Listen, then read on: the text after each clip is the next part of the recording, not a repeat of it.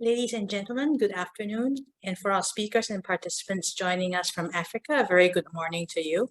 My name is Winnie from the Africa, Europe, Middle East, and Central and South Asia Department of SBF. And I will be MC for our Festival Africa Edition webinar today on leveraging the rise of e-commerce in Africa. Festival is an initiative under the Global Connect at SBF program aimed at helping Singapore companies learn more about opportunities and business environments in overseas markets so that they might land with business deals and/or investment projects and eventually localize in their markets of interest with a well-grounded and sustainable business presence for long-term growth. Before we begin, please allow me to acknowledge the support of our partners and speaking organizations, Enterprise Singapore, Canberra, the Jumia Group, Attitude Consulting, and Food Empire Holdings. Our webinar today would not be possible without their strong and invaluable support. Now, just a quick reminder on some courtesy points and house rules. Please keep your microphones on mute so that the webinar will not be disrupted. If you have any questions during the presentation, you can type them into the Q&A box in Zoom throughout the duration of the webinar. We'll try our best to have your questions answered during the panel and Q&A segments of the webinar. We also seek your understanding and help in respecting our speakers and their generosity in sharing with you their insights. Our webinar today, entitled Leveraging the Rise of E-commerce in Africa, is aimed at helping Singapore companies better understand e-commerce potential in the African continent and how Singapore companies could consider leveraging e-commerce as a less asset-intensive way to bring their products to African consumers.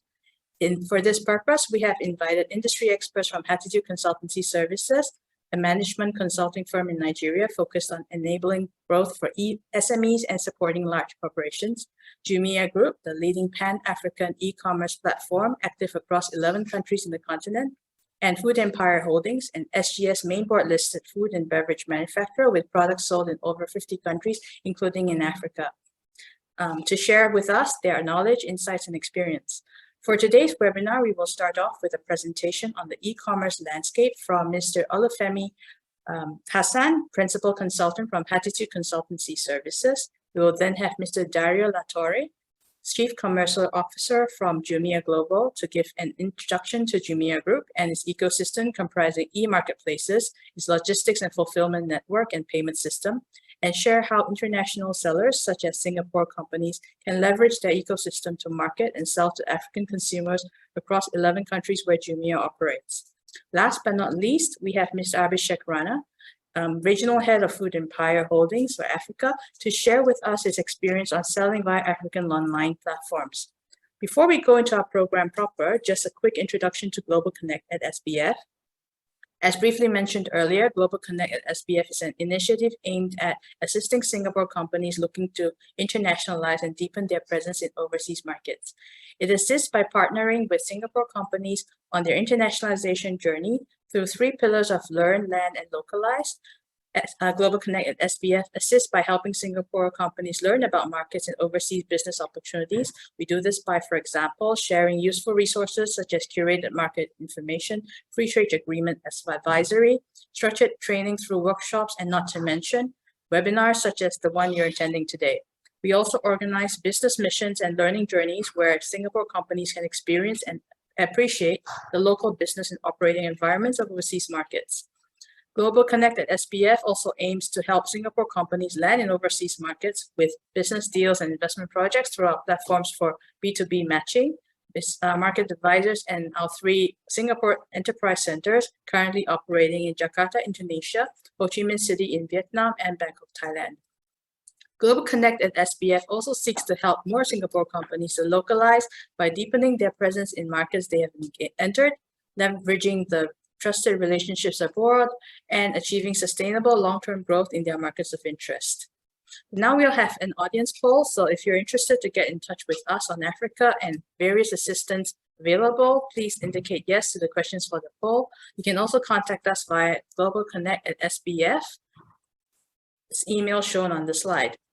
So thank you now for, without further ado, please allow me to invite Mr. Olufemi Hassan, Principal Consultant of Attitude Consultancy Services, to kick off our program today with his presentation on e-commerce landscape in Africa. Femi, please. Thank you very much, Wayne. Thank you very much. Good afternoon, everyone in Singapore, and good morning from Nigeria.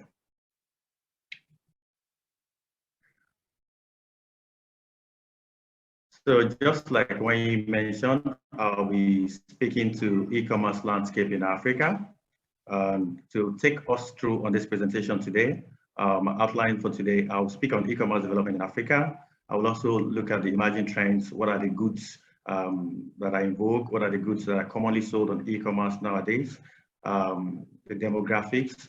I'll also take a touch on the top countries in Africa with respect to e-commerce, the 4 countries that are actually leading this space. I'll also look at the challenges and opportunities.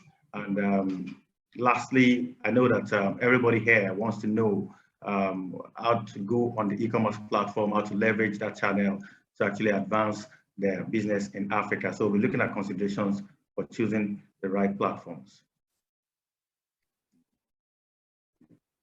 Okay, once again, my name is Olufemi Hassan, and I'm the principal consultant at Attitude Consultancy Services Limited.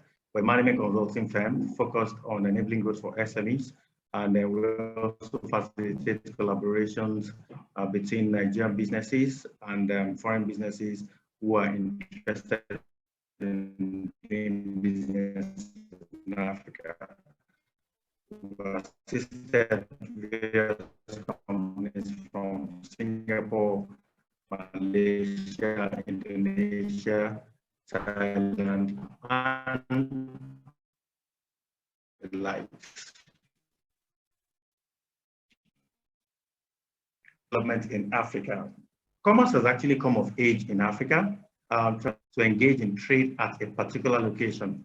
Over the years, this has changed drastically.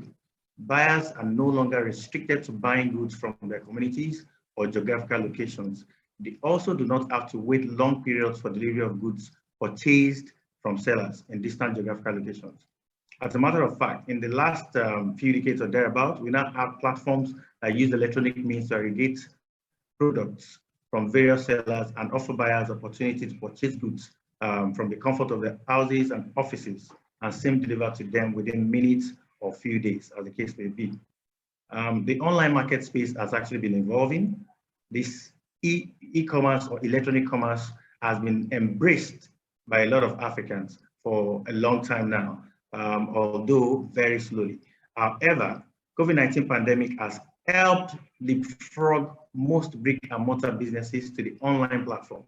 While the pandemic dealt a heavy blow on our lifestyle and livelihood in 2020, it also brought us some upsides. And I think for Africa, one of the most important gains of the pandemic is the deeper adoption of online shopping. The lockdowns and movements and restrictions in 2020 helped to catalyze growth, especially in the B2C aspect of e-commerce. A number of households needed to buy goods, needed to buy essential products, and of course, they had to leverage on e-commerce to get this done. Prior to COVID-19, barely 1% of retail sales accounted for e-commerce in Africa. However, this is changing drastically. In 2017, the e-commerce volume was about $16 billion in Africa, which is considered rather low. However, with the situation of COVID-19 and the impact on the subsequent adoption by a number of households, we now have those volumes changing. In 2020, it was about $21 billion, and currently in 2021 was about $28 billion.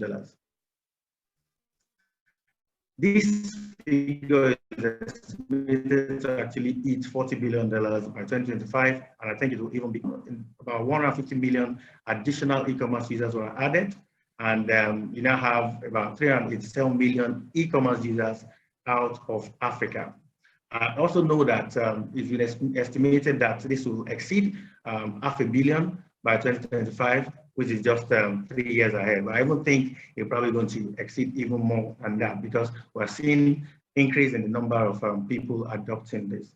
Looking at the trends, the emerging trends in Africa, one of the major factors that we see influencing the adoption of e-commerce in Africa is the fact that Africa has a very youthful population, and this population are quite tech savvy. Africa's population currently about 1.4 billion, as at United Nations last estimate for August 31st.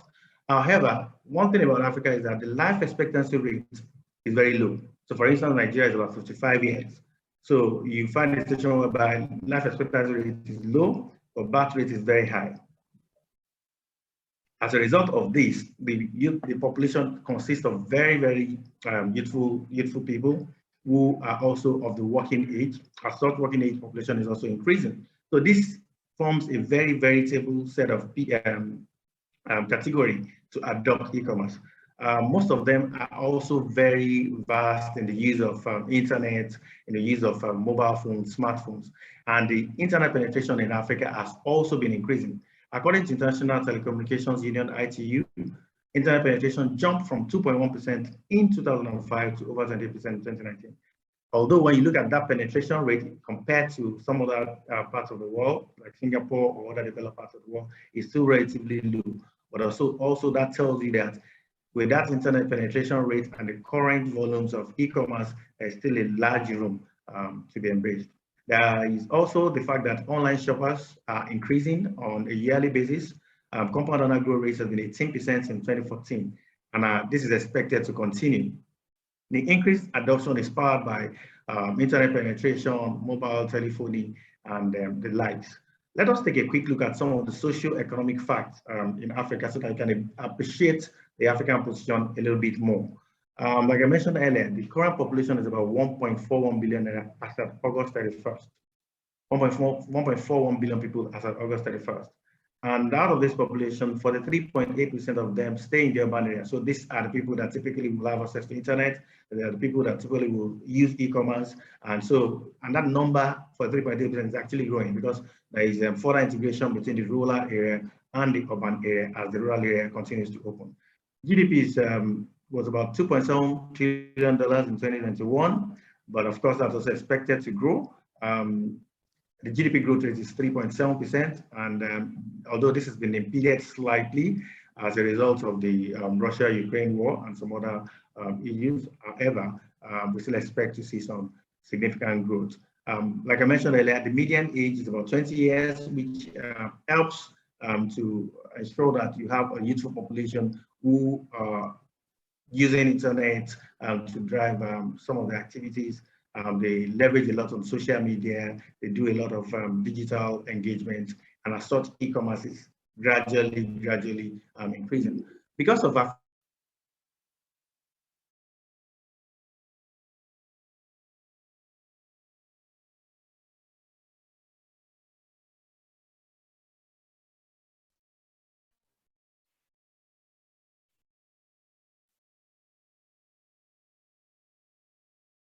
apologies, some technical itch there.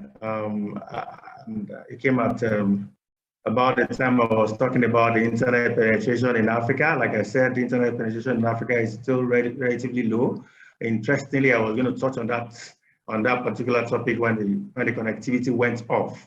There is weak infrastructure, and this is one of the things that is still impeding the growth of e-commerce. So what you have seen in terms of rise in e-commerce actually has opportunity to actually grow even much better.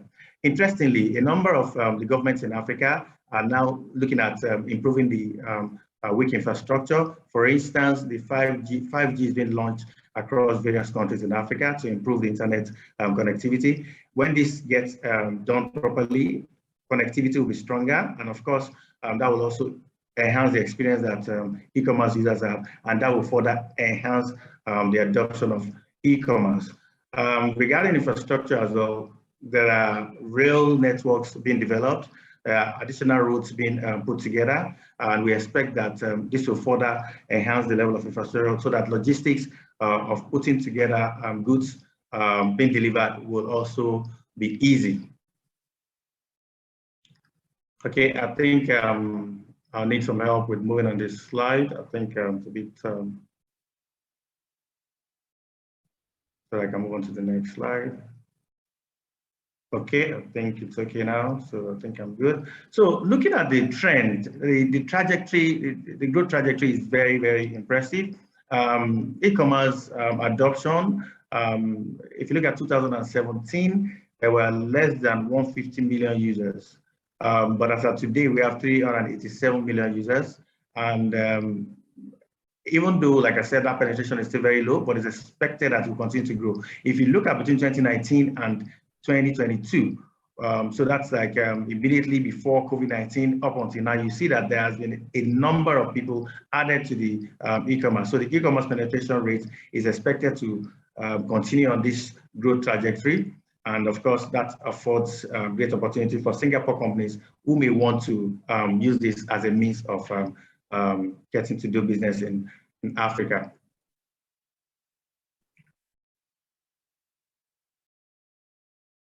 Okay, so the next slide, we're looking at the top goods that are sold via e-commerce in Africa. In Africa, like I mentioned earlier on, most of the people embracing the e-commerce are the youths. They are very fashionable, they are tech savvy. So one of the major items that you found sold on e-commerce are fashion goods, clothing, shoes, accessories, and various fashion items. A number of labels, designer labels and international labels, have leveraged on e-commerce platforms to reach out to the youths selling these fashion items. Food is another very important one. By virtue of the population that is on the increase, the demand for food continues. Disposable income in Africa is relatively low, so the proportion of household income spent on food is relatively large compared to other parts of the world. So food is a particular item that sells a lot on e-commerce. So if you're a Singaporean company that probably manufactures some canned foods or some cereal, maybe tea or pasta, Africa is the market for you. Even we also have quick service restaurants for local quick service restaurants that are embracing e-commerce platform to sell their products. And the likes of Jumia and some of the other e-commerce platforms have offered very, very veritable tool in that regard. Electronics and mobile phones are another set of items that generally are very common amongst e-commerce users in Africa. You find out that because they are very tech savvy, a lot of people want to buy phones, they want to buy mobile gadgets every now and then. And of course, that is one of the, so if you are a manufacturer or a trader in any of these items, you can rest assured that you have a significant volume of market in the African market to avail. Next slide. Okay, so for e-commerce platforms in Africa, there are quite a number of e-commerce platforms, but I'll just touch on 5. Jumia clearly is the largest in Africa, and the headquarters is in Nigeria. But I will not speak so much on Jumia because I know Darren is going to be speaking after me, and then I will touch more on Jumia.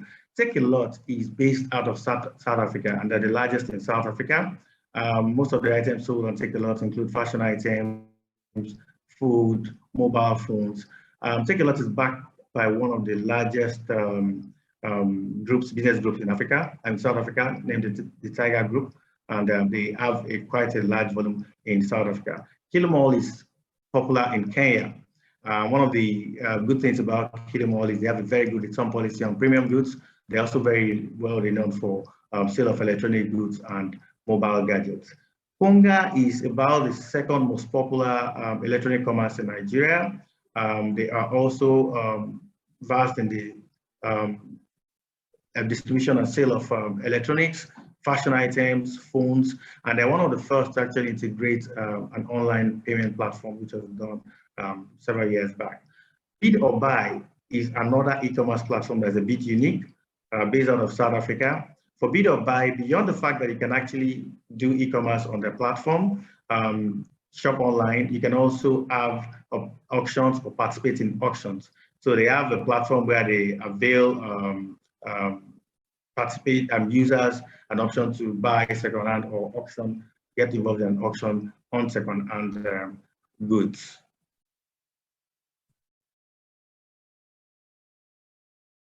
Insights on the top countries. Yes, like I mentioned earlier on, there are some 4 countries that are doing pretty well in terms of e-commerce, and I would like to quickly touch on these 4 countries. The 4 countries are Nigeria, South Africa, Egypt, and Kenya. Interestingly, these 4 countries are located in the 4 geopolitical zones in Africa, talking about the West, the South, the North, and the East. So if you have opportunity to actually play in these four countries, you probably have a good coverage of Africa. In terms of banking penetration, Nigeria has a banking penetration of about 51% because I've focused on this particular parameters because these are parameters that are driving e-commerce basically. So looking at banking penetration in these 4 countries, Nigeria has 51%, and that's primarily because financial inclusion still has it's still emerging in Nigeria. There's a lot of efforts being put in place by central bank and some of the private sector players to actually drive financial inclusion. So we expect this 51% to actually even grow much better. The highest in terms of banking penetration in this space would be Kenya. M-Pesa, the mobile wallet solution, has been helpful in driving e-commerce, and South Africa has 82% banking penetration. In terms of internet penetration, the highest is Egypt, and that is basically because of the enhanced infrastructure in that country. Nigeria has 42%, which is about the lowest among the 4. However, it's expected that this will grow significantly as the country's infrastructure gets improved. Mobile lines to population. Nigeria has the largest number of connected lines in Africa, about 170 lines connected. However, for its population of over 200 million, mobile lines population comes to about 83%. When you look at South Africa has 176% coverage in terms of mobile lines population. And that's because, in South Africa, for its population of about 55 million, you have virtually 2 lines to each person in South Africa. For Kenya and Egypt, it's about 93% and 98%. And when virtually all of them are below 50%, except for Egypt, which is 53%. So when you take a look at this, you see that there's still a huge headroom for e-commerce in these countries. So despite where we're coming from, despite the rise, there's still a huge room. So this is the time to actually come into this market, especially with the deepening of internet penetration, and of course the deepening of banking penetration in these countries.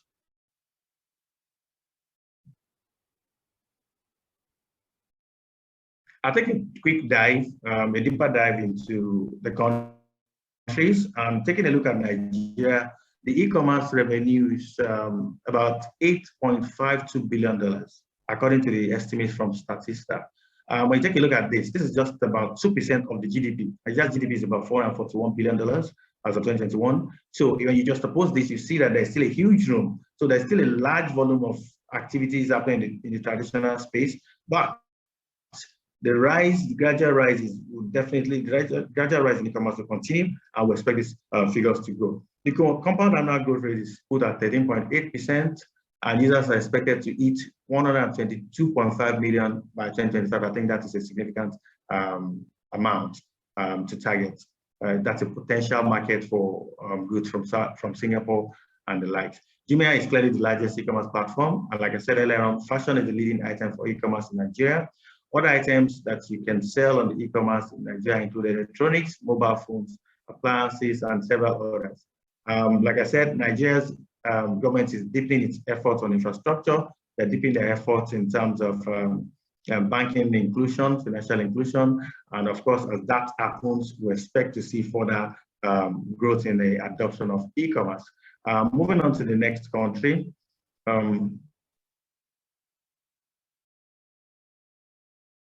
South Africa has e-commerce revenue of about $8.46 billion. When you just suppose that with their own GDP, that's also about 2%, or they are slightly above 2%. South Africa's gross domestic product, the GDP for South Africa is about $418 billion. It's actually the second largest economy in Africa, and fashion is one of the most popular items in e-commerce. South Africans and Nigerians are very fashionable. If you watch any of the movies or any of the music industry in Nigeria is very large. If you watch it, you can see that Nigerians are very fashionable, similarly with South Africans. So that's why if you have fashion items as a product or a good, you definitely will get significant sale on the e-commerce for that one. I'll move on to the next country, which is Talking about Kenya, Kenya's major attributes is the level of financial inclusion driven by M-Pesa, the largest mobile payment solution, which is driven by Vodafone and Safaricom. Kenya's major products will be electronics. And in Kenya, you have Kilimall as the most popular e-commerce platform, one of the most popular e-commerce platforms, as well as Jumia is also there, and then there's also My Dawa. Next. So the next one will be Egypt, and then for Egypt, we have 7.7 billion as the e-commerce revenue. This 7.7 billion e-commerce revenue out of about $402 billion worth of GDP is also still relatively low, and clearly shows that there's headroom. But the interesting thing about Egypt is that Egypt is one of the fastest growing. It's one of the fastest growing markets in terms of e-commerce. Their compound annual growth rate is estimated at 19.4%. That is huge.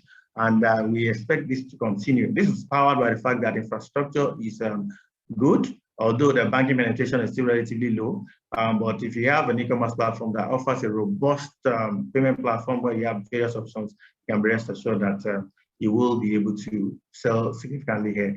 User penetration is expected to hit 65.4% by 2025. And in Egypt, Jumia has a very huge market in Egypt. I'm sure Gary will speak to that when he speaks on his presentation. Next will be next we'll be talking to the challenges and the opportunities. I'm sure you will be wondering, okay, we've talked so much about the rise in e-commerce.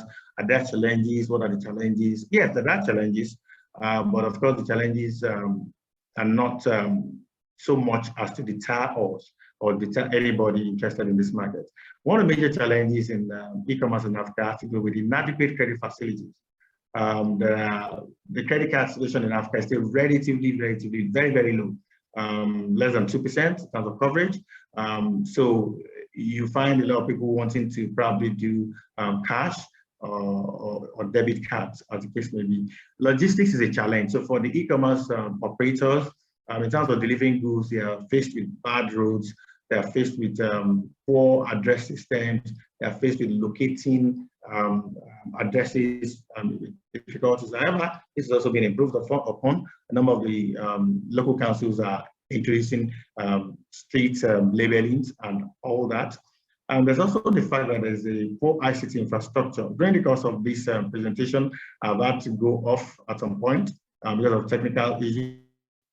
These are some of the things, some of the challenges that we get to face with e-commerce. Payments is another issue. You must be able to embrace all forms of payments in terms of your e-commerce, because a number of people don't have debit cards, some of them don't have credit cards because they are probably not financially included. As a result, they're probably asking to do cash on delivery. And of course, we know what that and the risks that are associated with that, pilfering or whatever and all that.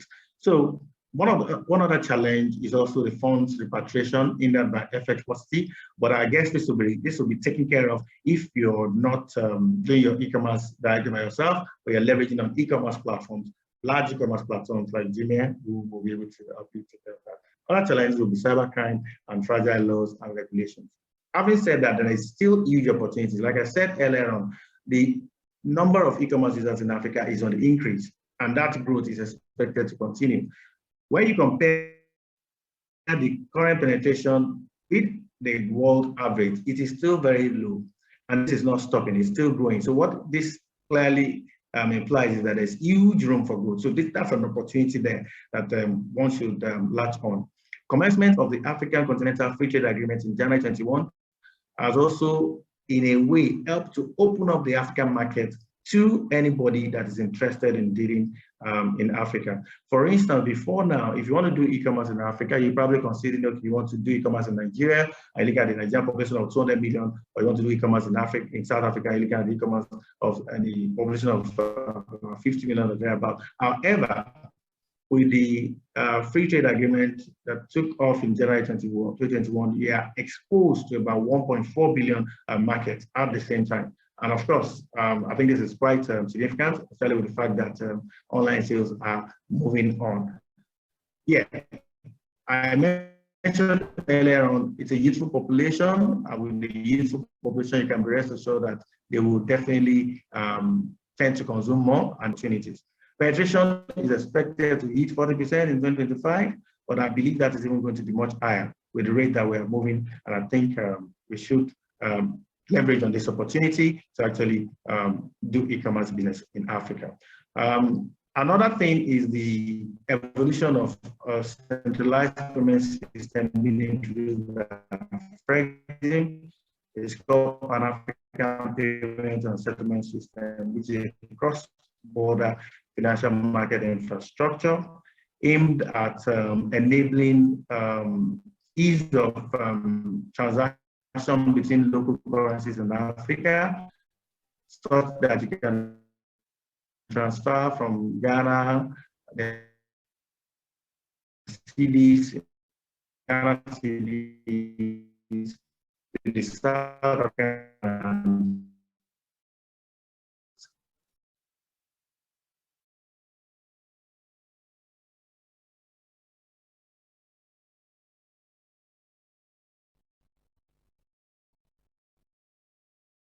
So we quickly, next slide.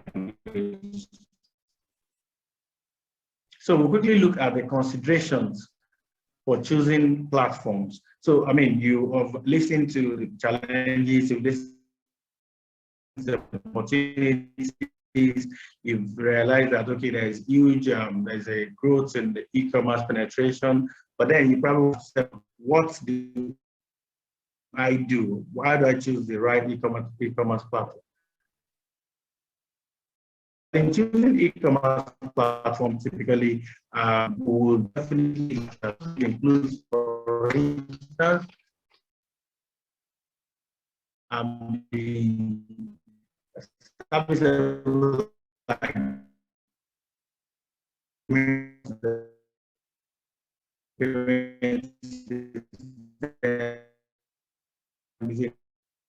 inclusive of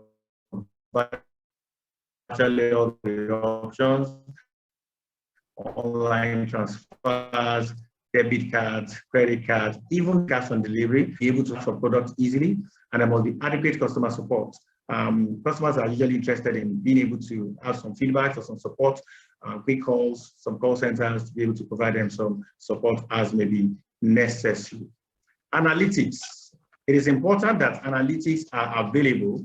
Analytics are very important because that will give you ideas about your frequency of items that are being bought on the platform, so that can give you an idea of the best product to probably push to the e-commerce platform. There should also be real-time reports. So you should have a dashboard that we're able to plug into and probably give you access to reports on how on what is happening on the e-commerce platform. And this will help you take useful decisions. So with this, I'm sure you'll be able to decide, oh, this e-commerce platform is good for me, this will be able to guide my product or not. Next.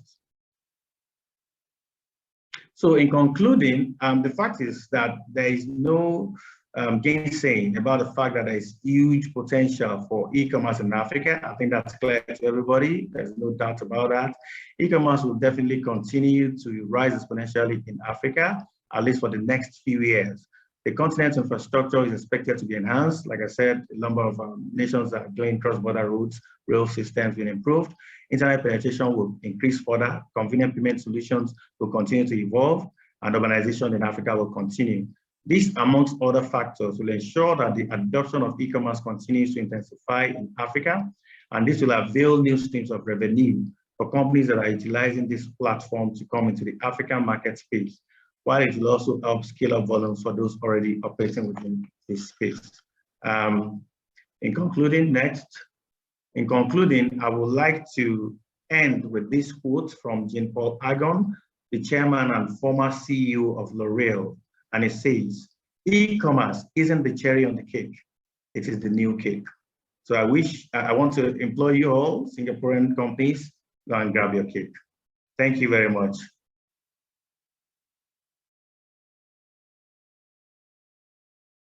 Insights on the emerging trends and development of e-commerce in Africa. May I now invite Mr. Dario Latorre, Chief Commercial Officer of Jumia Global, to give his presentation on unlocking Africa's e-commerce. Dario, please.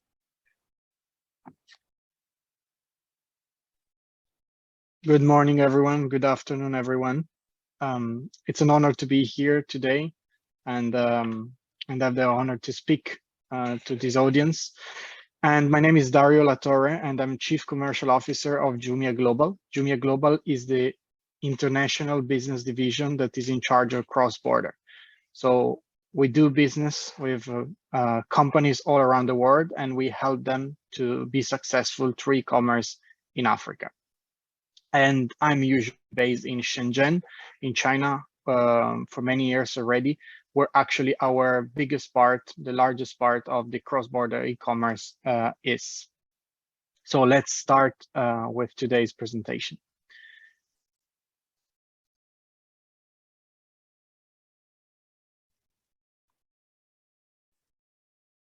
Apologies, it's taking a bit of time to go through.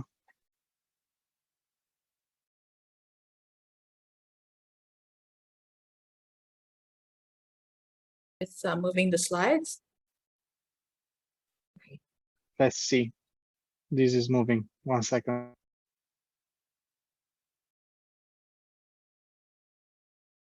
All right, so today's agenda, I will start to introduce Jumia Group, focusing a bit of the ecosystem that we have built in the first 10 years of operation. We will move into analyzing a bit the African market potential, but Femi already actually has given in-depth review, so I will focus more time on the latter part of presentation, which is about the footprint, which countries we are in, a bit of details of these countries, and how actually we can work together and start cooperating. So Jumia is a 10-year-old company. We just turned 10 a couple of months back. We were founded in Lagos, Nigeria, the economic capital of Nigeria, in 2012. And the same year we have launched in Morocco, Egypt, and South Africa. In the following years, we have expanded in other very important markets, such as Kenya, Ivory Coast. And we have launched also the Jumia Food business division in 2013, which is in charge of delivery on-demand services, which is basically the food delivery within 30 minutes, 1 hour, depending on the areas. We launched the first Black Friday commercial event in Nigeria in 2014. And in the following year, 2015, we have reached 2 million visitors during the Nigeria Black Friday. In the next years, we have expanded also in other countries in North Africa and East Africa, that are Algeria, Tunisia, and Uganda. And at the very end of 2016, we have opened the office in Shenzhen, where I'm usually based, in charge for the cross-border division. In 2017, our fintech arm, the Jumia Pay, was also introduced in our portfolio with the main objective to enable digital payments and support the quality of life of people in the countries where we operate in. In the same year, our Black Friday attracted more than 100 million visitors. And in 2018, we have reached very well developed state-of-the-art logistics, where we were able to deliver already at that time next day deliveries in most of the major cities across the continent. Pernod Ricard has also invested in Jumia in 2019, April. Jumia was listed on New York Stock Exchange, while MasterCard invested a considerable amount in our company. In the following year, we have launched external services as a logistic partner. So we are actually a licensed logistic company that can support within countries to deliver products.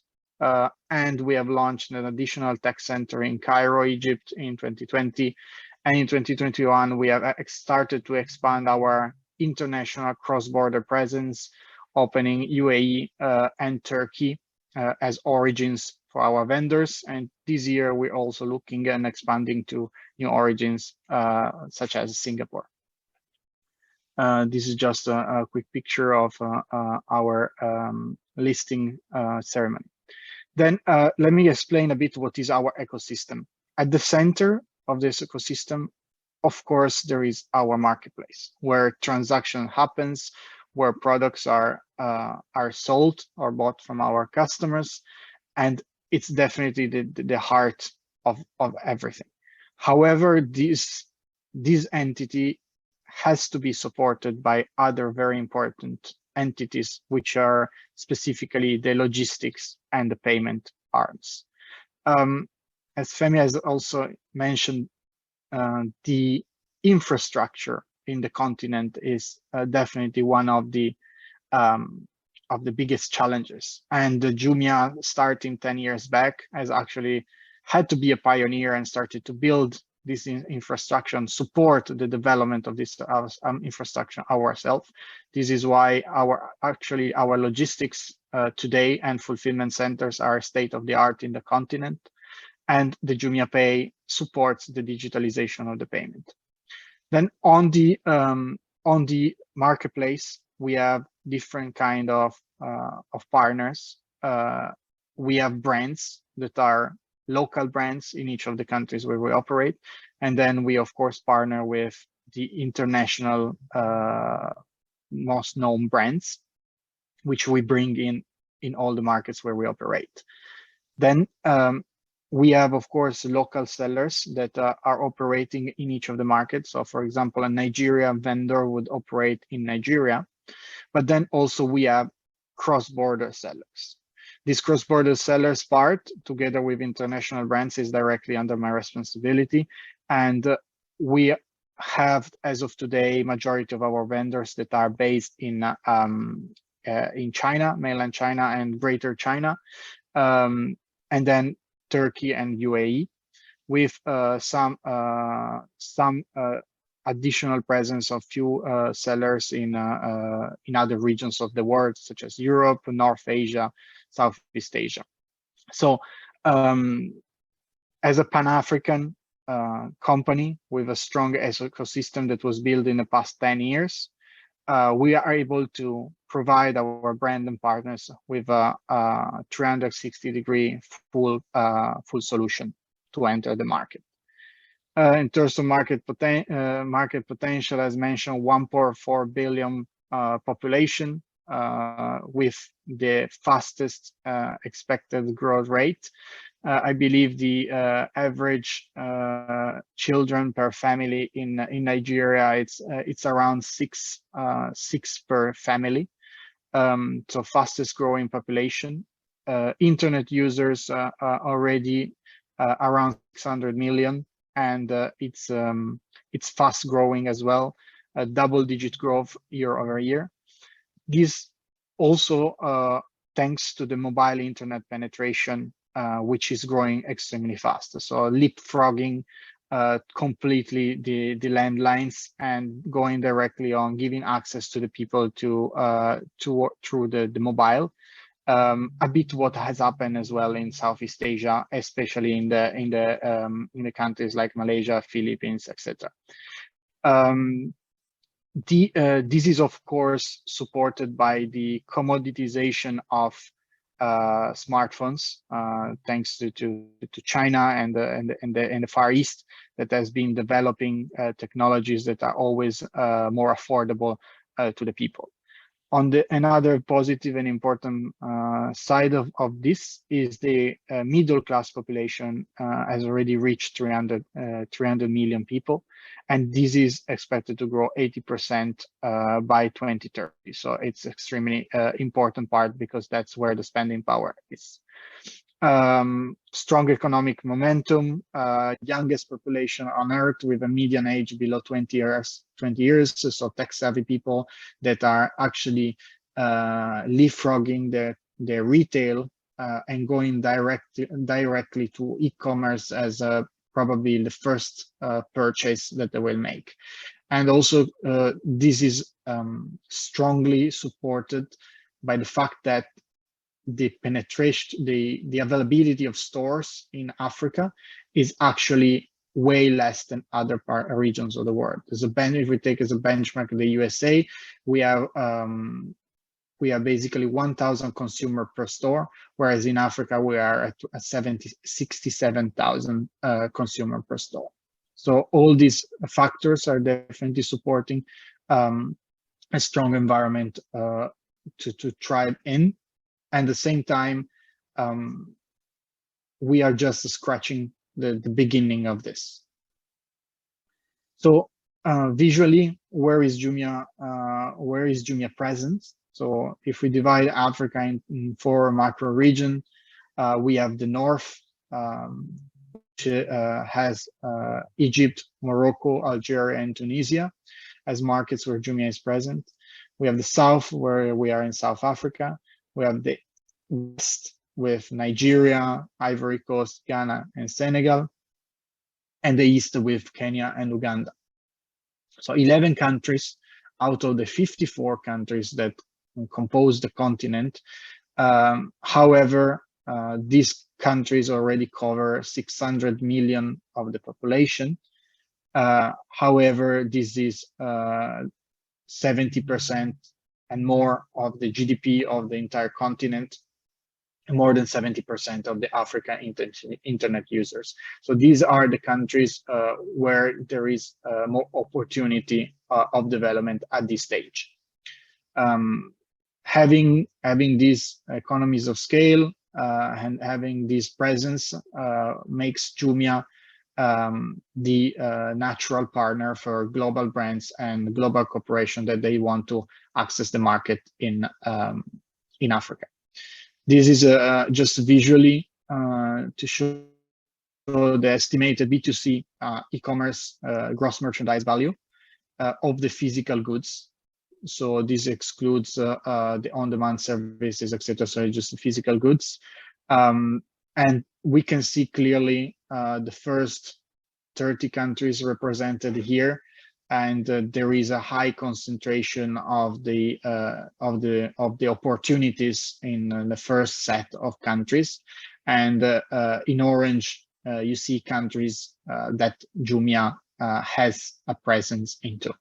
So we are focused on the key markets as of today. Looking at a different perspective of a category, still B2C e-commerce GMV, we can see that definitely fashion is leading for both fastest growth rates and for value.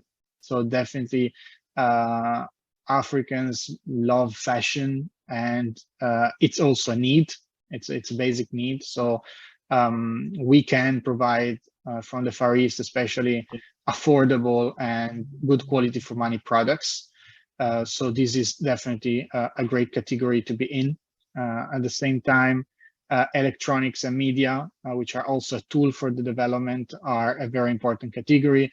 And then food and personal care, furniture and appliances, and the rest. Then let's move forward.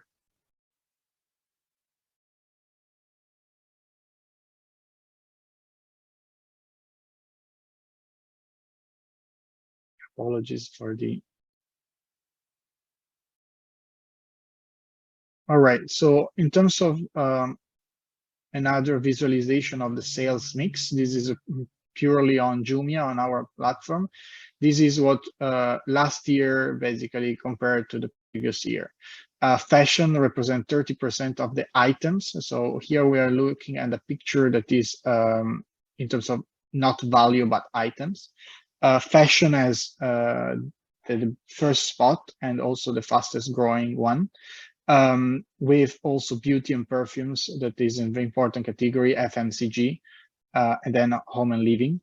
And then we have electronics and phones, which are definitely an important category for us. Traditionally is one of our strongest, but in terms of value for sure. So you see down arrow because these categories in terms of items have left some space to the other faster growing categories, but still very, very important categories for Jumia. Black Friday of last year, everyone knows that's one of the key events of our industry. So just a few figures to show our capabilities. We actually handled 5.3 million packages during the 3 weeks of the event. And we were actually able to deliver 58% of these packages within the next business day, which I think is very remarkable proof of the capabilities of our fulfillment centers and logistic networks in the market. GMV of 150 million for the specific weeks of the event, and 4.3 million orders. 4.3 million orders in the same period, with more than 40 million unique visitors. Moving to next, let's go into how we can work together. So, as I mentioned, Jumia Global is supporting companies to join Africa market, to enter the Africa market from outside the continent.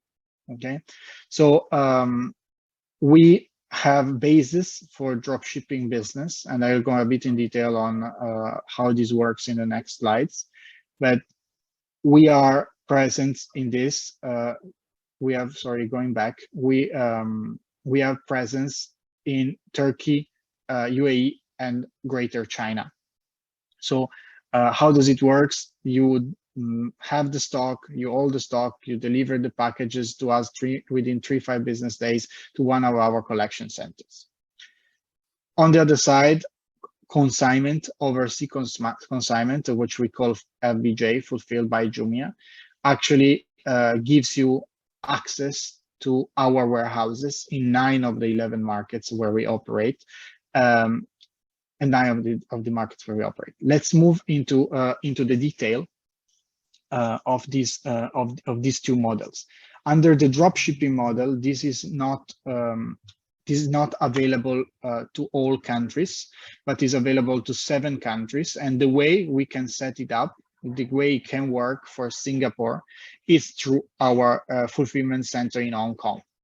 So all the items are with you. You can keep the stock, then your system are integrated with our systems. Whenever there is an order, you will pack these products, and then you will send it to us, to our fulfillment center in Hong Kong within 5 business days. And then from Hong Kong, Jumia will be responsible to take these packages from Hong Kong to the destination country.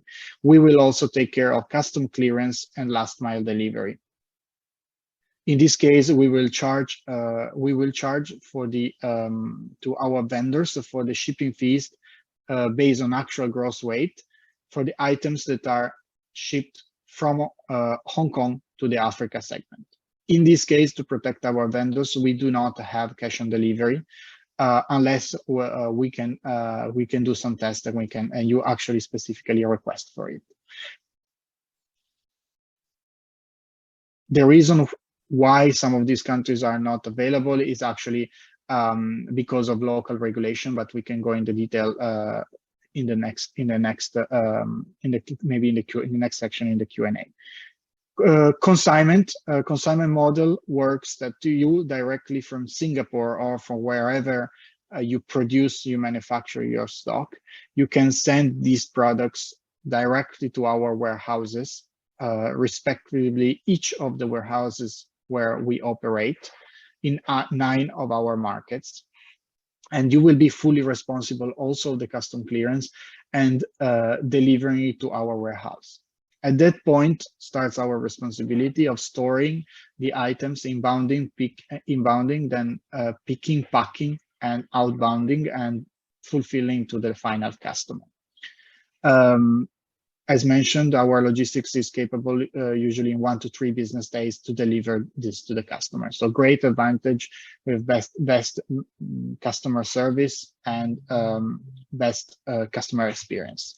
In this case, we also provide cash on delivery for all our vendors. In this case, there are some fulfillment fees, processing and storage that apply and are based on the category of the products. So how to start and what are the requirements of joining Jumia? In terms of qualification, let me clarify this important point. You don't need to register a company in the country unless you want to do business with Algeria and Tunisia. So this is why I say you can access 9 countries of by Jumia through us, because those 2 countries, Algeria and Tunisia, would require you to have a local entity. But since we are speaking about Jumia Global and the cross-border business division I represent, the 9 countries that except Tunisia and Algeria can actually operate under this model with your existing companies. So if you have a company in Singapore, you have a company in any other area of the world, possibly outside Africa, you can operate on the cross-border model. If you have already entities in Africa, for other reasons, you can operate as well as a local vendor with the local entity. Back to the cross-border, the way we operate and we remit the payments is bi-weekly and through Payoneer. This is why you need to have a Payoneer enterprise account under the same name of the company that you use to register. We predetermine the FX rate, and this FX rate is between the local currencies and the US dollar. In your account of Payoneer, you will get US dollars. There are no joining fees, and there are no monthly fees and no deposit to start. And I leave some links that will be also shared afterwards, where you can access the Jumia University website with a lot of information about our operations, the cost of doing business, including all our terms. And there is another link for the account registration and the Payoneer registration in case you do not have a Payoneer account yet. So my presentation stops here. Thanks a lot for your attention, and I'm happy to take questions after.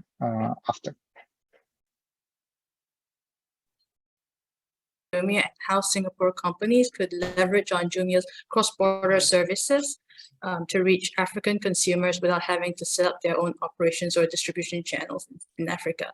I think the point that you have prearranged, predetermined rates for payments at USD, and the fact that you're actually in between to safeguard payments for our vendors is very attractive. I would now like to invite Mr. Abhishek Rana, Regional Head Africa of Food Empire Holdings, to share with us his insights from the perspective of a Singapore company that has successfully penetrated the African market, and how e-commerce could serve as a good entry point for Singapore companies wishing to make inroads in Africa's consumer markets. Abhishek, the floor is yours.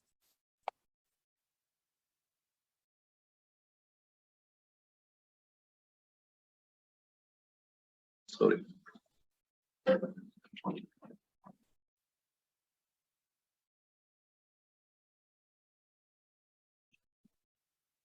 Thank you very much, Winning. Apologies. First of all, I would like to thank Singapore Business Forum for organizing such a nice webinar where we are having 2 experts from Nigeria and from China sharing their experiences about the e-commerce business and the growth available. My name is Abhishek. I represent the Food Empire Holdings. Just a brief about the Food Empire.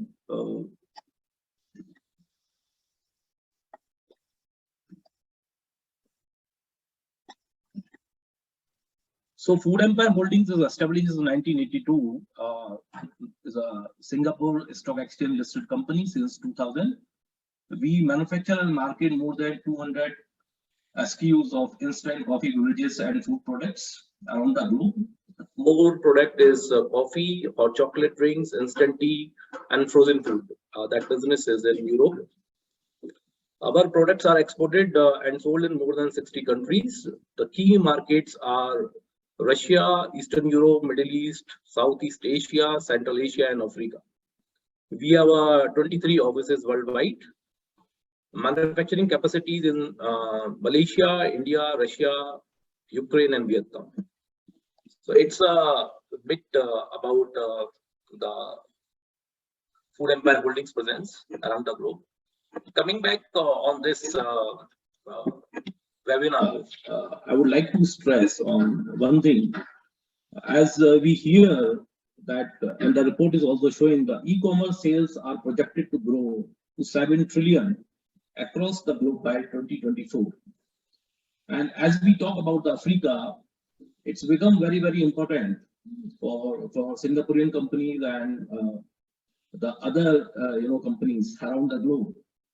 Being the youngest and the second most populous continent, African online retail has been growing fast in recent years, and this trend is forecasted to continue. And both of my colleagues has shared a lot on this side, and they have shown the figures, the country-wise, and the sector-wise also, the food sectors, what is the electronic sectors, and the fashion sectors.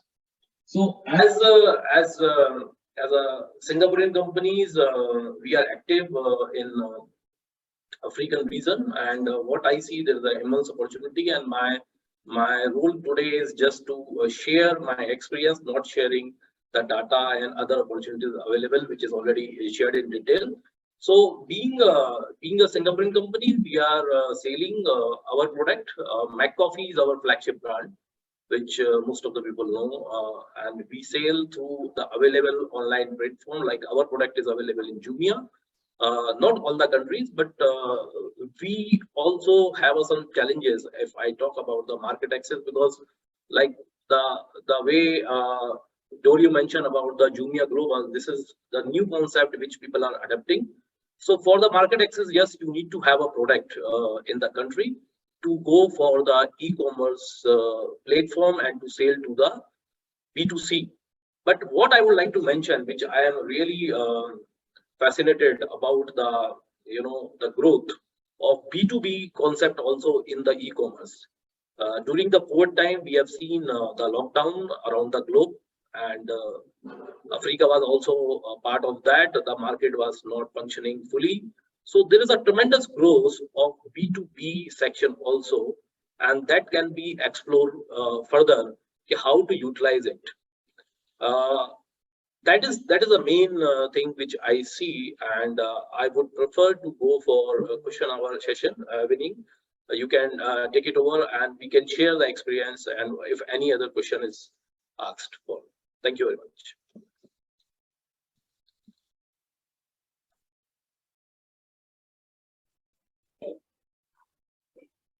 Abhishek. Now I'll invite Dario, Femi, and also Abhishek to join us for a quick panel Q&A. So thank you for your presentations and insights on the development and emerging trends of e-commerce in Africa, as well as how Singapore companies could share, potentially leverage e-commerce to enter and develop their presence in Africa's growing consumer markets. Now, so I'll kick off today's Q&A with a couple of questions to the panel to get the ball rolling.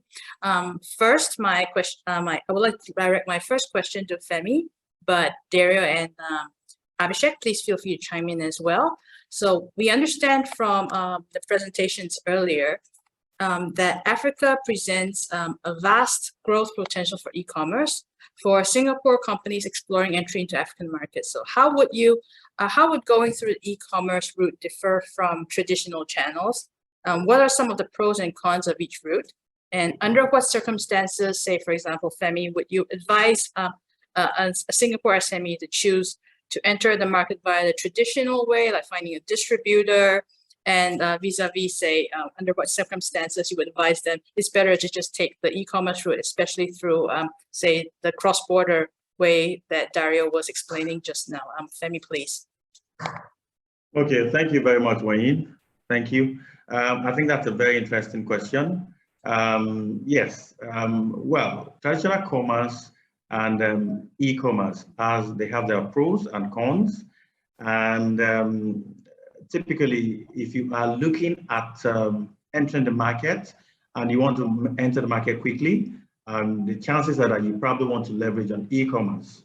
However, depending on the type of product that you have, there are some products that probably require some personalized services or some need to actually feel, you understand, and as a result, traditional commerce may actually fit in best for such products. However, it's important to note that there is no doubt about it that e-commerce has come to stay. It is something that is rising very fast in Africa, and volumes are being scaled up by virtue of e-commerce. However, I think the best bet will actually be to combine the two. So you don't necessarily have to leverage on e-commerce alone, but you can start with e-commerce. So in terms of Singapore company that's looking at coming and looking at what options, if you want to enter Africa and you're looking at entering Africa fastest or any market, the best bet is to start with e-commerce.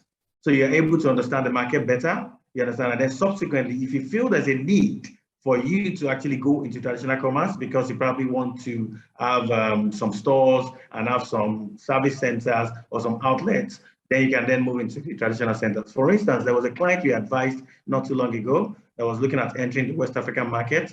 And then one of the things that we did was to start with the e-commerce platform.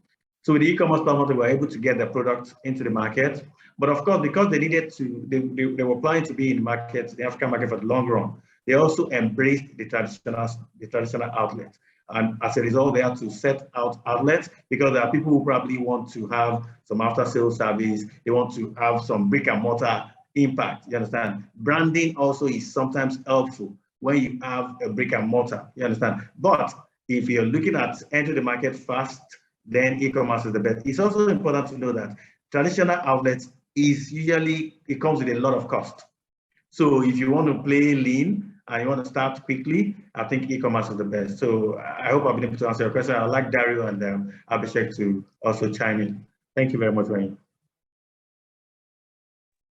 Sure, I will chime in on this. I think thanks, Femi. I think it's you said it, but let me stress the two important things. I think that the end goal is definitely to have online and offline together, right? I mean, we are seeing the most developed market that this O2O and this blurred line between the two channels, it's definitely the way to go, and this is the end point. However, there is a big process to get there, to be an established brand in the market, and this is a highly dependent strategy to get there is highly depending on the category of products that you want to sell. Of course, if you're selling furniture, for example, doing it exclusively through online may not be the best thing to do it in Nigeria, probably. But you would need to combine offline. But if you're selling electronics, for example, that are quite easy to understand products because they have some specifications, etc., and you can have an advantage on quality, price, or a specific niche market, that would be online, would give you a very, very high cost effectiveness in terms of marketing and entering the market, together with gathering a large amount of data, which e-commerce actually is able to provide you to understand what are the shopping behaviors, what are the favorite products, so what are the most important trends in the specific markets. So I would say highly dependent on category, but definitely online is a very important part of the strategy.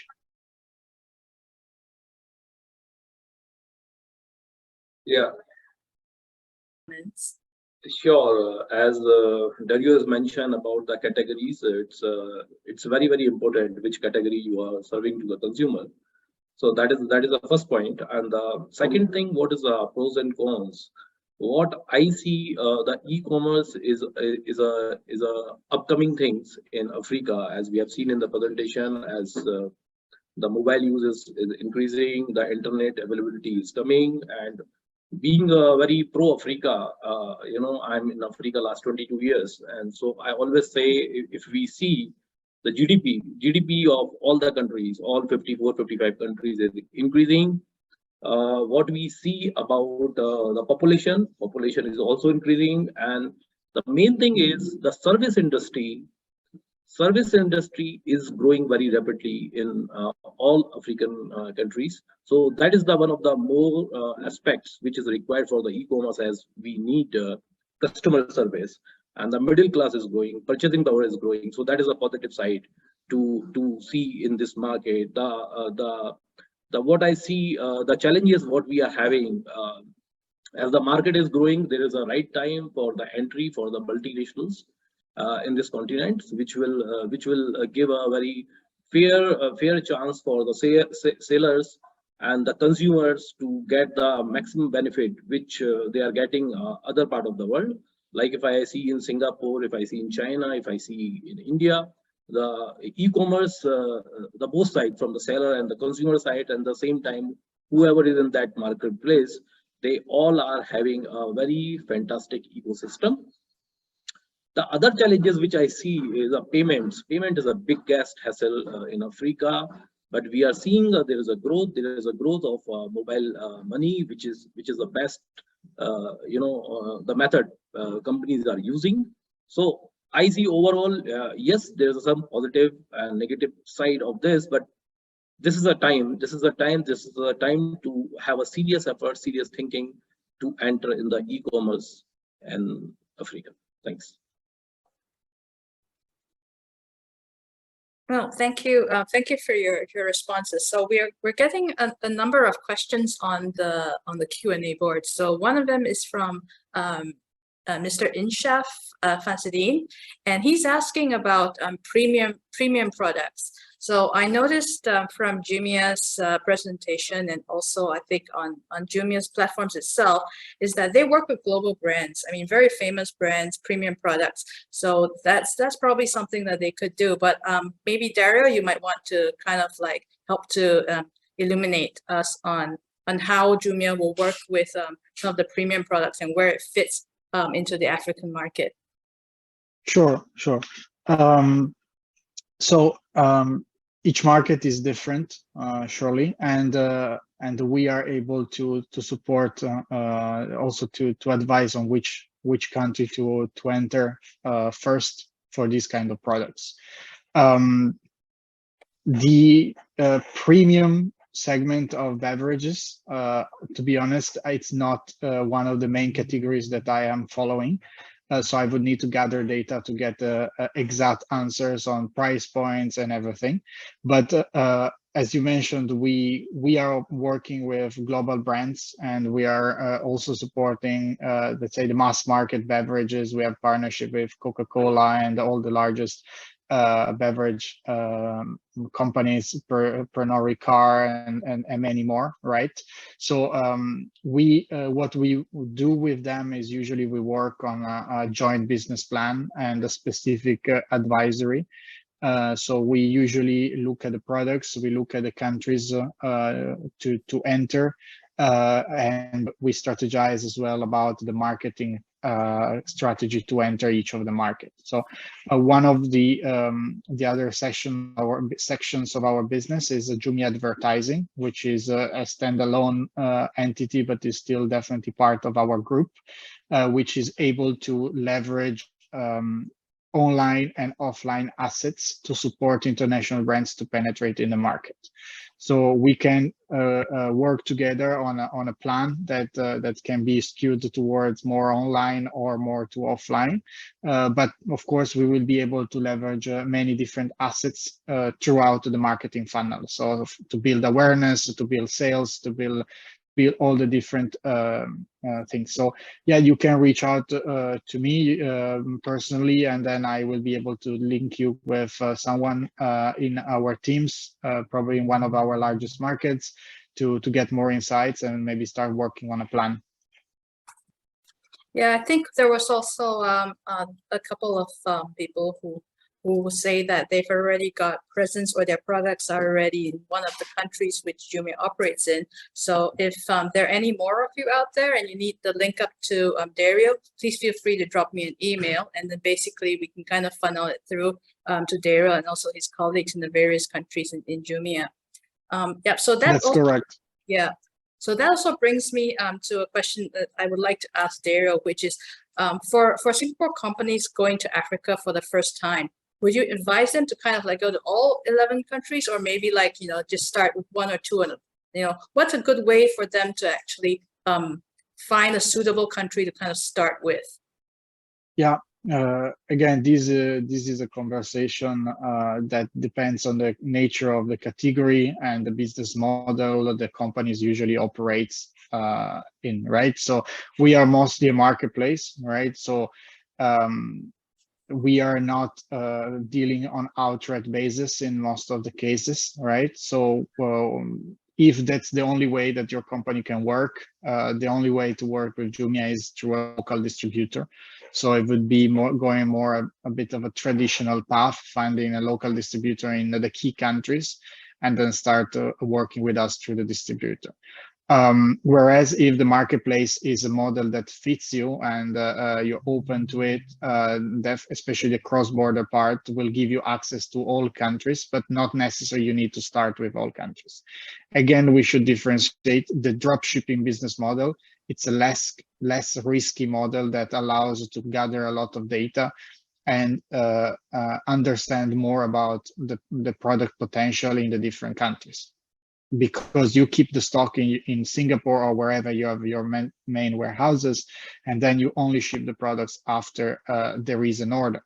Of course, this product is not fit for every category. So if you have a mobile phone, this product works. If you have anything that, let's say, is within the 3 kilograms chargeable weight range, so small, usually small and higher value products, of course, this model works very well.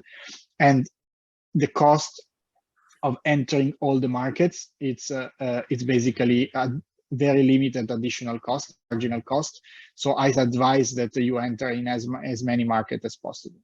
Then this as a first step. Then once you gather the data and you understand which are the top products, which are in which top markets, you can combine this model to work with the fulfillment model and start to send in advance some stock of these products that work into our warehouses. That will accelerate sales definitely. If the products are not fit for the dropshipping model, or you're not able to operate on this model, the FBJ model is definitely an important model you can start with. And here I usually suggest to start with 1 to 3 countries, depending on the complexity and the range of your products. If you have quite a narrow range of products, very focused on few SKUs, you can maybe venture in 2 to 3 countries at the same time. But if you have quite a wide range, I would focus the investment probably in 1 country, which we can discuss together, what is the better fit for your products, and then you start from that country. Keeping in mind that Africa is extremely diverse for social context, infrastructure, religions, everything, right? So if you think of Southeast Asia already as a very diverse environment, Africa is much more diverse, and definitely need to understand at least these blocks of countries, how they operate, and then we will be able to advise for that.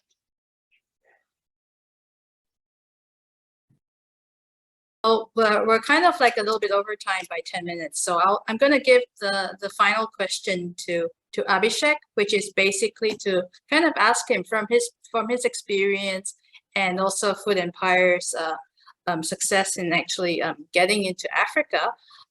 What kind of advice do you think you can give Singaporean companies actually considering using the e-commerce as a first entry point into Africa? Yeah, Abhishek.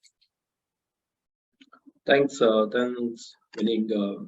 The main consideration as a company, what we see is a distribution reach. Like if we are choosing any e-commerce platform, what is the distribution reach. They are having the biggest issue and the main challenge what I see in Africa, which is highlighted by my colleagues in the presentation, is logistics. So the efficient logistics make a success of the e-commerce platform in this part of this world, because the infrastructure is limited. I will not say poor, it's a limited infrastructure, and the e-commerce platforms has to utilize very efficiently with the limited resources. So that is the main challenge. So what we see, which e-commerce partner can give that assurance that if any of the customer or consumer buying the any product from the online platform, that it can be delivered. The second things come on the payment, every company as a business, the main interest to secure the payment. So after sales, how to get the payment back, and what is the policies of the e-commerce platform they are providing. Like Jumia is doing a fantastic job. I must comment that they have a very clear policies and they honor the policies. So people has to go with this kind of companies where they are having a track record and they can assure, like after sales, they can get back their payments.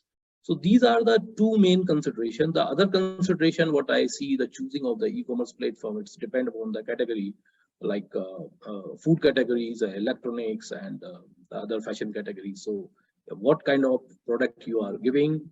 If I talk about the countries, yes, it's South Africa, Kenya, Nigeria. These are the three main countries which are doing well in the e-commerce sector. At the same time, some countries are coming up, like Uganda is coming up. If I talk about the East Africa, Egypt is in North Africa, Morocco is also upcoming country. So as things are moving, as socio-political situations are improving, it's depend on the many factors. Like if I talk about Ethiopia is also one of the most populous country in Africa, but due to the challenges over there, like it's a banking challenges, the forex is not available. It's a bit difficult to operate over there, like especially for the foreign countries. So e-commerce is not developed, despite the population is amazing, the purchasing power is amazing, the GDP wise they are doing very well, but still there are some different challenges. So every country is having some positive and some like negative side. So seller has to choose very wisely, like the platform where they are making agreements and what exactly they are offering both sides. So this is my side. Thanks. Thank you very much, Abhishek, Dario, and Femi. So, well, we're kind of like at 5:30. So I kind of like would like to let everyone go. Just quickly, let me share with you some upcoming activities. So firstly, there are some festivals which are upcoming. And if you're interested to participate in any of these festivals, please feel free to scan the QR code and register for them. I'd also like to highlight some upcoming events for Africa. So we have a couple more webinars focusing on oil and gas and also consumer goods and retail related opportunities. Also Enterprise Singapore will also be organizing a business mission to Ghana in November. So like all speakers said, Africa, we always refer to it as Africa, but it is actually a continent that's comprising 54 countries, and all the countries have their own nuances. So please feel to contact SBF, Enterprise Singapore, and also our speakers if you need to like find out more about what might suit you. I'll send out an email after this webinar, so please feel free to send me your request and I can forward it on to the speakers, be it whether it's for presentations or specific link ups to the Jumia group. So ladies and gentlemen, we have come to the end of our today's session. We hope that this webinar has provided you with useful information and inspire you to explore the markets of the African continent. So on behalf of the Singapore Business Federation, I would like to thank you, our audience, and our partners and speaking organizations, Enterprise Singapore, Convera, the Jumia Group, Attitude Consultancy Services, and Food Empire Holdings. Thank you all very much. Without your participation, this would not have been a successful event for SPF. We look forward to seeing you at our next festival webinar in Africa. Thank you very much. Bye-bye.